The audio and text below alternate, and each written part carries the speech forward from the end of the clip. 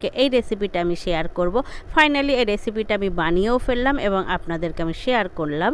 তো আজকে বানালাম আমি ঘরেতেই বিরিয়ানি মশলা।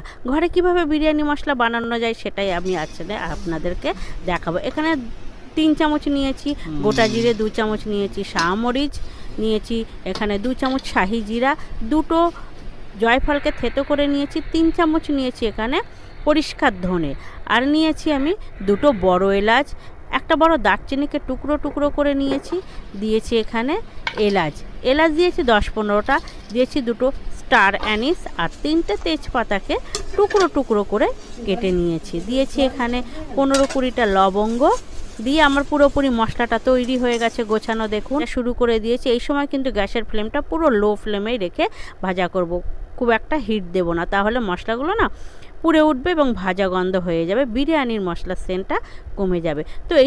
তো এবার এই মশলাটাকে ঠান্ডা করে নিয়ে আমি মিক্সি গ্রাইন্ডারে এটাকে গুঁড়ো করে নেব। তো বেশ ভালোই ঠান্ডা হয়ে এসছে, এবার এটাকে আমি না মিক্সি গ্রাইন্ডারে গুঁড়ো করে নিচ্ছি। তো বন্ধুরা না ঘরে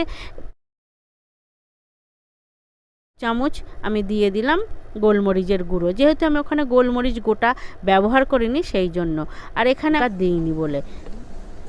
আর দিচ্ছি এখানে 1/2 চামচ মতন হলুদ গুঁড়ো, দিয়ে এটাকে মিক্সিং করে নিচ্ছি ঘরের তৈরি শিয়াল কালার ছাড়াই। হয়তো দেখতে কেমন লাগে, তো আপনারাও না বাড়িতে ঠিক এইভাবে মশলা বানিয়ে নেবেন, খুব সুন্দর হয় ঘরের তৈরি মশলা। দেখুন আমিও বানিয়েছি, তো আমার রেসিপিটাকে বাড়িতে এইভাবেই বানাবেন, খুব অল্প খরচের মধ্যে হয়ে যায় এবং